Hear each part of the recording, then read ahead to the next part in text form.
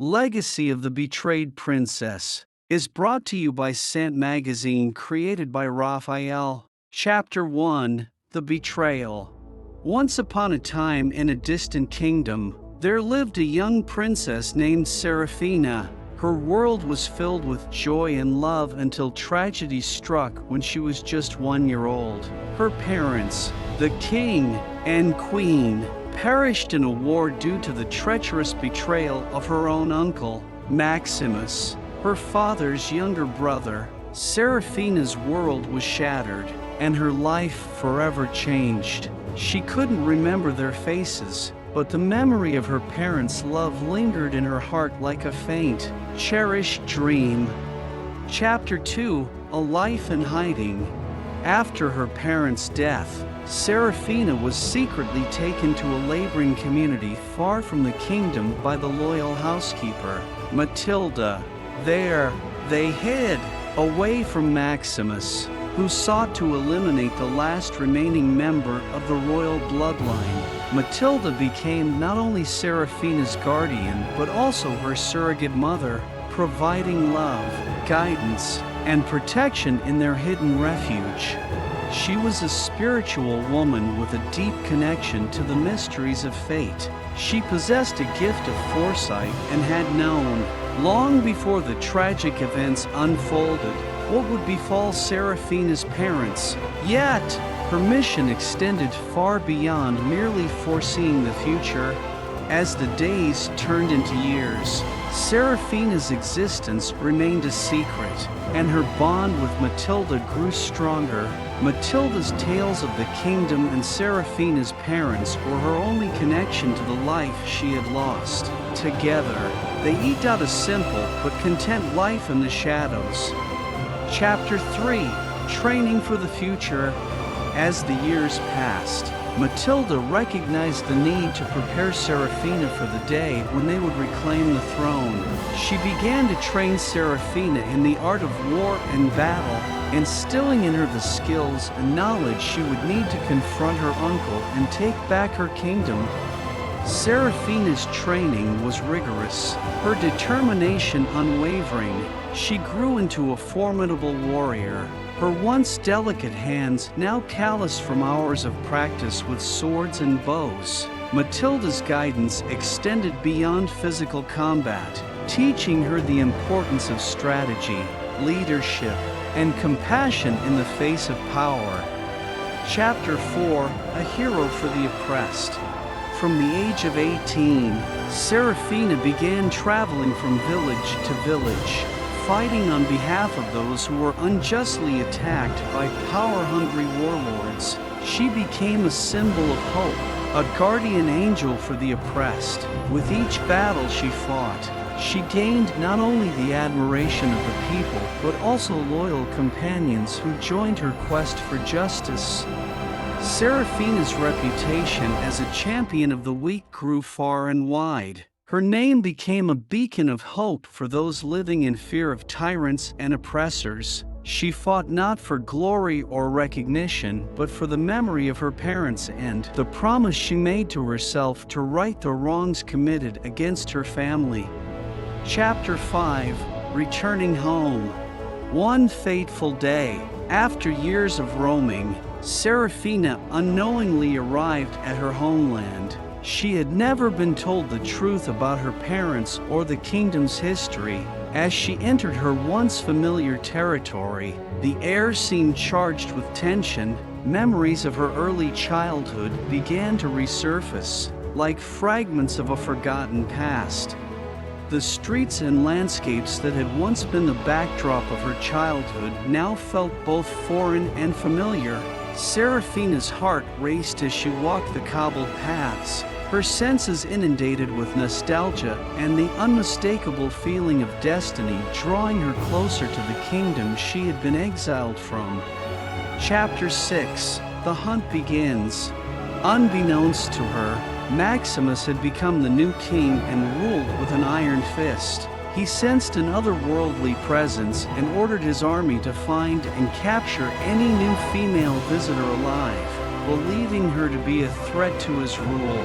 As the news of Seraphina's return reached him, He grew increasingly paranoid, fearing the return of the rightful heir.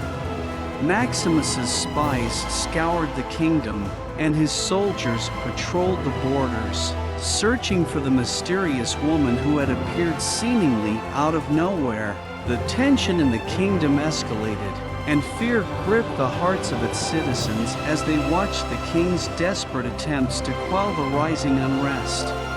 Chapter 7: Battle in the Shadows. As Maximus's soldiers closed in on Seraphina, she fought valiantly, taking down many with her unmatched combat skills. Her determination and fierce spirit were unmatched. She moved like a shadow in the night, a whisper of justice against the darkness of her uncle's rule. In the depths of the moonlit forest and the narrow alleyways of the kingdom's capital, Seraphina engaged in a game of cat and mouse with her pursuers. She used her knowledge of the terrain and her combat prowess to evade capture, all the while gathering allies who shared her dream of a liberated kingdom. Chapter 8: Divine Intervention. In the midst of the battle, a mysterious old woman approached Seraphina. Unbeknownst to her, this woman was a vessel for the spirits of the gods. She revealed to Seraphina the truth about her parents' death and Maximus's betrayal. Her words echoed with ancient wisdom, and Seraphina's purpose became clearer than ever before. The old woman spoke of a destiny written in the stars, of a prophecy that foretold Seraphina's return to reclaim the throne and restore balance to the kingdom. Seraphina's heart swelled with a newfound sense of purpose, and she felt the weight of her legacy pressing upon her shoulders. Chapter 9: The Revelation. With newfound knowledge, Seraphina's resolve grew stronger. She continued to fight, fueled by a burning desire for vengeance and justice. She knew that her destiny was intertwined with the fate of her kingdom. The old woman's guidance and wisdom became a wellspring of strength as Seraphina faced the challenges ahead. The revelation of the prophecy spread through the kingdom like wildfire. It ignited a spark of hope in the hearts of the oppressed and struck fear into the hearts of Maximus and his loyalists. The stage was set for the final confrontation that would determine the kingdom's fate. Chapter 10: The Final Confrontation. In an epic showdown, Seraphina finally confronted Maximus, the traitorous uncle who had caused her so much pain. Their battle raged on, with the kingdom's future hanging in the balance. The clash of swords and the sparks of magic illuminated the night as the two adversaries fought for the kingdom's fate. The battle between Seraphina and Maximus was a spectacle witnessed by the entire kingdom. The heavens seemed to weep, and the earth shook with the intensity of their conflict. Each strike, each spell cast, was a reflection of their determination and the opposing forces that had torn their family apart. Chapter 11: The Fall of the Tyrant. With her unmatched skills and the support of the gods, Seraphina defeated Maximus, ending his tyrannical reign. The people cheered as they witnessed the downfall of their oppressor. The castle, once a symbol of darkness, was reclaimed in the name of justice and hope. The fall of Maximus marked a new beginning for the kingdom. The cheers of the people echoed through the streets, and the royal castle, once marred by corruption, was cleansed of its malevolent influence. Seraphina had fulfilled her destiny, and her reign as queen was about to begin. Chapter 12: The Coronation. In the wake of Maximus's defeat, Seraphina was crowned the rightful queen of the kingdom. She had avenged her parents' death and fulfilled her destiny. The coronation was a joyous occasion, a symbol of the kingdom's rebirth under her just and compassionate rule. The people of the kingdom gathered in the courtyard of the castle to witness Seraphina's coronation. As the crown was placed upon her head, A sense of hope and renewal swept over the land. The cheers of the crowd resonated throughout the kingdom, signaling the dawn of a new era. Chapter 13, Rebuilding a Kingdom. Seraphina worked tirelessly to rebuild her kingdom, ushering in an era of peace and prosperity. Her rule was marked by justice, compassion, and a commitment to the well-being of her people. Together with her loyal subjects, she restored the kingdom to its former glory and beyond. The scars left by Maximus's reign began to heal, and the kingdom flourished under Seraphina's wise governance. She implemented policies that promoted equality, education, and cultural exchange. The people felt a renewed sense of pride in their kingdom and in their queen. Chapter 14, A Time of Healing. With her kingdom on the path to recovery, Seraphina finally had time to heal her own wounds and come to terms with her past. She visited the graves of her parents, paying her respects to the loving rulers who had been taken from her too soon. Their presence seemed to linger in the gentle breeze, watching over her with pride.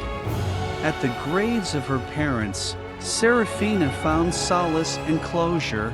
She offered her gratitude for the love and values they had instilled in her. It was a bittersweet moment, a reminder of the sacrifices that had led her to this point, but also a testament to the strength of her spirit. Chapter 15, The Legacy continues. As the years passed, Seraphina's story became a legend, inspiring generations to come. Her legacy lived on in the hearts of her people, and the tales told of her bravery and sacrifice. Her name became synonymous with justice, and her actions continued to shape the kingdom's future. The legacy of Seraphina extended far beyond her time as queen. The values she embodied, courage, compassion, and the unwavering pursuit of justice, became ingrained in the kingdom's culture. Her story was told in songs, written in scrolls, and passed down from one generation to the next. Chapter 16, Love and Family. In the midst of her duties as queen, Seraphina found love and happiness. She married a nobleman who supported her in her quest for justice, and together they raised a loving family. The palace echoed with the laughter of their children, a symbol of hope and the promise of a better future. Seraphina's marriage brought her joy and companionship, and her children became a source of inspiration for her reign. She balanced the responsibilities of ruling the kingdom with the joys of motherhood, setting an example of leadership and love for her family and subjects alike. Chapter 17, Protecting the Realm. Seraphina remained vigilant, always ready to defend her kingdom from any threat. She knew that the world could be a dangerous place, but she was determined to ensure that her people would always be safe. Her loyal companions from her travels stood by her side, ready to answer her call to arms. Even in times of peace, Seraphina maintained a well-trained and dedicated army. She understood that true security required not only strength, but also diplomacy. Her kingdom's alliances with neighboring lands grew stronger, forging a network of support that deterred would-be aggressors. Chapter 18, A Time of Peace. Under Seraphina's wise and just rule, her kingdom flourished, the people lived in harmony, and the scars of the past began to fade. The kingdom became known not only for its prosperity, but also for its compassion and generosity, a testament to the queen's leadership. The kingdom's borders were open to trade and cultural exchange, fostering understanding and cooperation with neighboring realms. Seraphina's commitment to justice extended beyond her own borders, as she advocated for peace and diplomacy on a broader scale, becoming a respected figure on the international stage. Chapter 19, A Bright Future. As Seraphina looked out over her thriving kingdom, she knew that her parents would be proud of the queen she had become. Their memory lived on in her heart, a guiding light for the future. The kingdom's future was bright, and its people were filled with hope and gratitude. The kingdom's prosperity was evident in its flourishing cities, thriving farms, and bustling markets. Seraphina's commitment to education ensured that the next generation was well prepared to continue the legacy of progress and compassion. The future held the promise of even greater achievements and opportunities. Chapter 20, the end of the tale. And so, the tale of Princess Seraphina, the warrior queen, came to a close. Her journey from a young, orphan princess to a powerful and compassionate ruler was a story of courage, determination, and the enduring power of love and justice. The kingdom's history had been rewritten, and its people were forever grateful for the strength and resilience of their beloved queen. But as the final words of her story were written, one truth remained clear. The legacy of Seraphina would continue to inspire and shape the destiny of her kingdom for generations to come. Her unwavering spirit would forever be a beacon of hope, reminding all who heard her tale that in the face of darkness, there was always a path to the light. More of this? Kindly subscribe, follow, like, share and comment about